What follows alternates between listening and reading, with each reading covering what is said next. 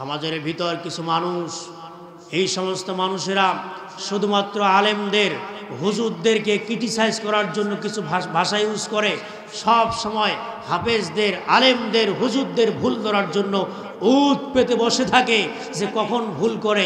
একটা ভুল করলেই উত্তর পাড়ার মাথা থেকে দক্ষিণ পাড়ার মাথা পর্যন্ত এই মানুষটা গোয়েন্দাগিরি করে বিভিন্ন সমালোচনা করে। এমন গোয়েন্দা টাইপের মানুষ আছে না নাই? আছে। সব সময় ভুল ধরার চেষ্টা করে, যে দেখি কখন মাদ্রাসার ছাত্র ভুল করে। একটা ভুল করলে সেটা নিয়ে সমালোচনা শুরু হয়ে যায়। এটা করবেন না। একটা এক্সাম্পল দেই। এরকম একজন ব্যক্তি গোয়েন্দা টাইপের মানুষের সমালোচনা করে, মাদ্রাসার ছাত্রের ভুল দেখলেই মানুষের মাঝে ছড়িয়ে দেওয়ার চেষ্টা করে। এমন একজন ব্যক্তি কোনো একদিন এক মাদ্রাসার ছাত্রকে ধরে বলছে, বাবা আমি তোমার কাছে একটা মাসআলা জানতে চাই। জোরে বলেন তো কি জানতে চায়? আওয়াজ দিয়ে বলতে হবে, কি জানতে চায়? মাসআলা। বলছে ঠিক আছে বলেন। উনি বলছে যে আমার বাড়ির কাছে একটা কূপ আছে। আমাদের এই দিকে কি বলে?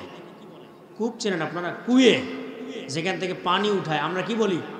কুয়ে অথবা চুয়ে অথবা কূপ, যাই বলেন না কেন। এই কূপ আছে, এই কূপের মধ্যে একটা ইঁদুর পড়েছে।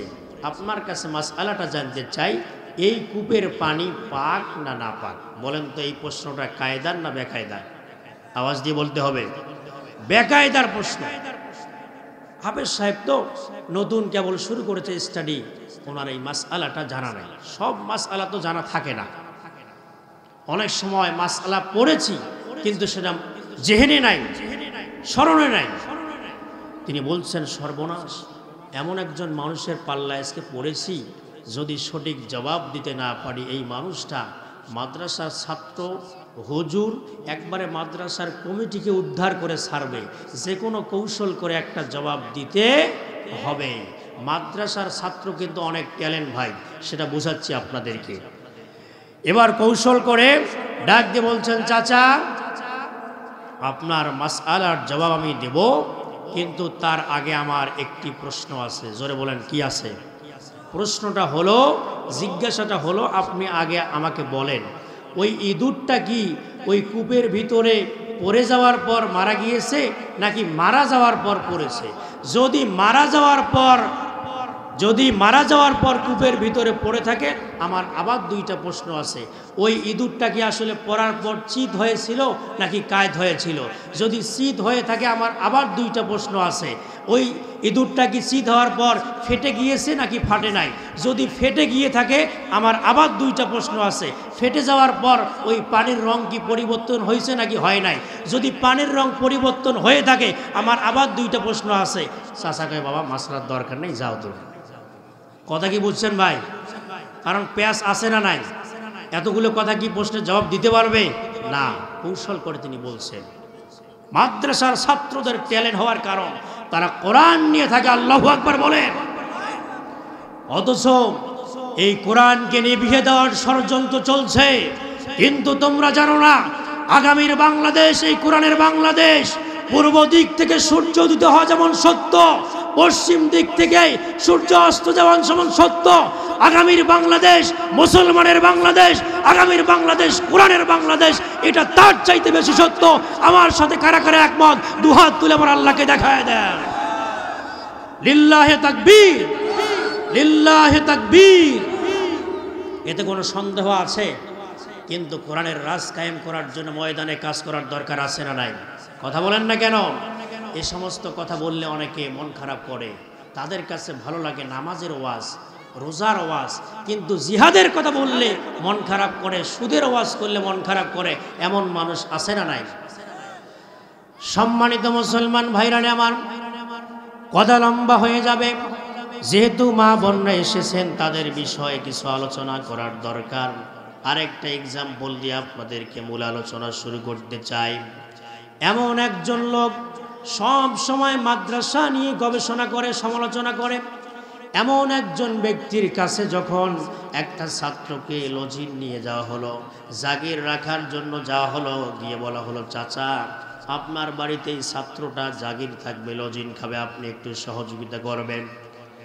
এই মানুষটা ডাক দিয়ে বলল, আমার বাড়িতে থাকতে পারবে, কিন্তু আমার কিছু প্রশ্ন আছে, এই প্রশ্নের জবাব যদি দিতে পারে তাহলে আমার বাড়িতে থাকবে, আমার বাড়িতে খাবে, কিন্তু প্রশ্নের জবাব যদি দিতে না পারে আমার বাড়িতে থাকা যাবে না।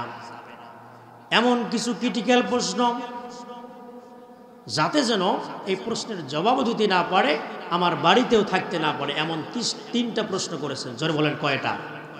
3টা প্রশ্ন করেছেন। 1 নম্বর প্রশ্ন হলো, বাবা বলো তো, এই রাতের বেলায় বিশেষ করে বাদঝাড়, আমরা যেটা গ্রাম অঞ্চলের ভাষায় বলি আরাবাড়ি, কি বাড়ি, এটা তো বোঝেন সবাই নাকি? এই আরাবাড়িতে ঝাউ জঙ্গলে দেখবেন জোনাকি পোকা ভুগুত ভুগুত করে জ্বলে না ভাই? এই লোক বলতেছে, বাবা তুমি বলো তো, এই জোনাকির পাশা দিয়ে আগুন জ্বলে, এই আগুন কোথায় থেকে আসলো? দেশের প্রশ্ন না নয়, কথা বলেন না কেন?